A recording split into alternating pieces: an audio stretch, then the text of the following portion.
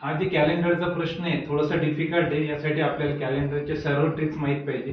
परंतु आता इथे एक विषय आला प्रश्नाचा, तर त्यामुळे आपण एक्सप्लेन करूया. 2012 साली प्रजासत्ताक दिन गुरुवारी असेल तर लोकमान्य टिळक पुण्यतिथी. सर्वात महत्वाचं आपल्याला लोकमान्य टिळक पुण्यतिथी 1 ऑगस्टला येते हे माहित पाहिजे. त्यानंतर आपण त्याची मांडणी करूया. 26 जानेवारी 2012 ला गुरुवार, तर 1 ऑगस्ट 2012 ला कोणता वार. आता हे 2012 लीप वर्ष हे माहित पाहिजे आपल्याला. आणि आपल्याला 26 जानेवारी ते प्रत्येक ऑगस्ट पर्यंतचा महिना, 1 ऑगस्ट पर्यंतचा महिना आपल्याला लिहून घ्यावा लागेल.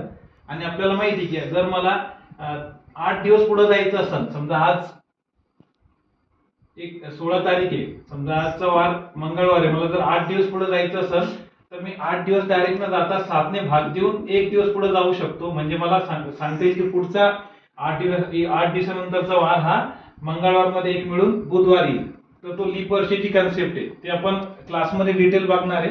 सध्या मी हा प्रश्न एक्सप्लेन करतोय. इथं 26 जानेवारी हा 31 दिवसाचा महिना आहे, इथून 31 मायनस केल्यानंतर 5 राहतात. फेब्रुवारी मध्ये 1 घ्यावा लागेल मला, कारण की लीप वर्ष आहे हा. मार्च हा 3, कशामुळे, कारण की 31 मार्चला जर 7 न भाग दिला आपण तर याला 7/28 पूर्ण भाग जातो आणि बाकी 3 उरते. तर हे बाकीवाले घ्यायचे आपल्याला.